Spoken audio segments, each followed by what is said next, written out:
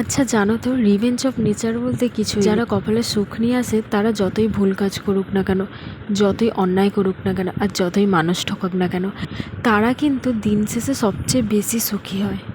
আর যারা কপালে দুঃখ নিয়ে আসে তারা যতই ভালো কাজ করুক না কেন, তারা বরাবরের মতন ঠকে যায় আর কষ্ট পায়। ছোট থেকে বড় হয়েছি, একই প্রসেস সবার ক্ষেত্রেই দেখে আসছি। বন্ধু বান্ধব, পরিবার, আত্মীয় স্বজন কিংবা তোমার প্রিয় মানুষটাই হোক না কেন, সবার ক্ষেত্রে একই প্রসেসই কাজ করছে। আর সকালবেলাটা করে আমার শাশুড়ি মা এখানে হসপিটালে চলে গিয়েছিলো।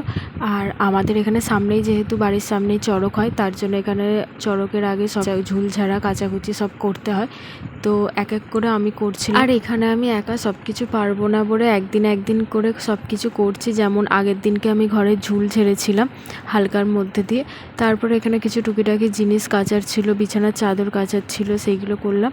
যেহেতু একা সব একদিনে পারবো না, তাই এক এক দিন করে করা হচ্ছে। তারপরে এখানে স্নান সেরে আমি এখানে পুজো করে নিচ্ছিলাম। মা যেহেতু পুজো করে যায় না, আমি পুজো করব বলেছিলাম। আর এখানে যখন ঠিক 12টা বাজে তখন আমার কাজ ফাজ সব শেষ হলো।